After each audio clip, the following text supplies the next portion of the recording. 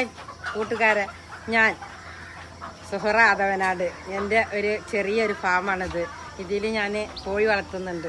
അതിൻ്റെ കൂടും കോഴിക്കളുമാണിത്.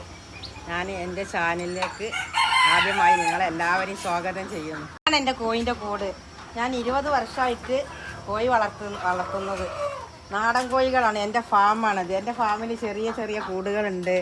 ഒരു ദിവസം ഒരു 25-30 മുട്ടകളൊപ്പം കിട്ടുന്നുള്ളൂ. ഇപ്പോൾ എൻ്റെ കോഴികൾ ഇന്നിട്ട മുട്ട ശേഖരിച്ച് വെച്ചത് വീട്ടിൽ നിന്ന് കോഴിക്കൂട്ടിന്ന് വീട്ടിൽ അകത്തേക്ക് കൊണ്ടുപോവുകയാണ്.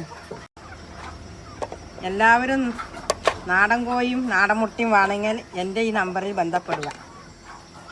എൻ്റെ നമ്പർ വീഡിയോൻ്റെ അടിയിൽ ഉണ്ടായിരിക്കും. വരാം.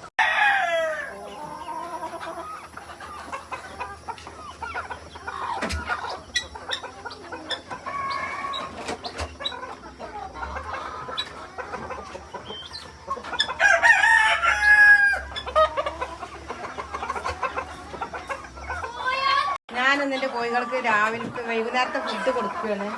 4 മണി കഴിഞ്ഞാൽ ഒരു ഫുഡ് കൊടുക്കുക. അത് LK Bexomiൻ്റെ ഫുഡാണ്.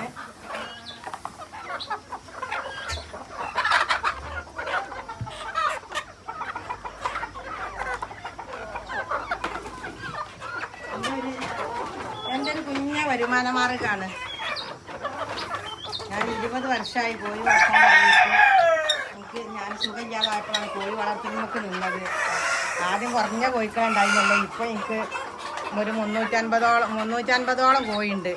ഞാൻ സുഖമില്ലാത്ത ഒരാളായതുകൊണ്ട് പിന്നെ ആ കാരണത്താൽ ഞാൻ കോഴികളെ വളർത്താനുള്ള തീരുമാനത്തിലെത്തി. ഞാനൊരു കിഡ്നി പേഷ്യൻറ്റും കൂടിയാണ്.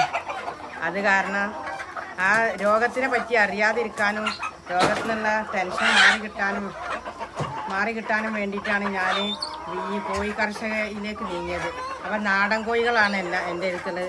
നാടൻ കോഴികളും നാടൻ മുട്ടകളൊക്കെ വേണ്ടവർ എൻ്റെ നമ്പറിൽ വിളിച്ചാൽ മതി. എൻ്റെ നമ്പർ ഈ വീഡിയോൻ്റെ അടിയിലുണ്ടായിരിക്കും. ഫാൻസി കോഴികളുണ്ട്.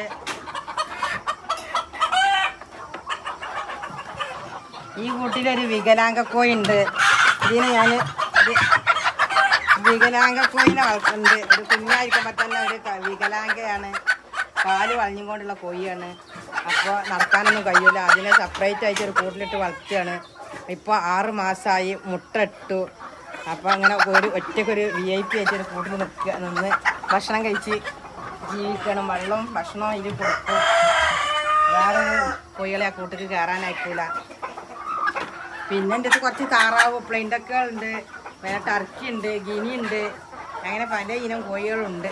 കൂടുതൽ നാടൻ കോഴികളാണ്. നമുക്ക് വരുമാന മാർഗ്ഗം എന്ന നിലക്ക് നാടൻ കോഴിയെ വളർത്താൻ പറ്റുള്ളൂ. അപ്പോൾ അതുകൊണ്ട് നാടൻ കോഴിയാണ് കൂടുതലായിട്ടുള്ളത്. ഇന്നത്തെ എൻ്റെ വിശേഷങ്ങൾ ഇതൊക്കെയാണ്. അടുത്തൊരു വീഡിയോയുമായി വീണ്ടും കണ്ടുമുട്ടാം. ബായ്.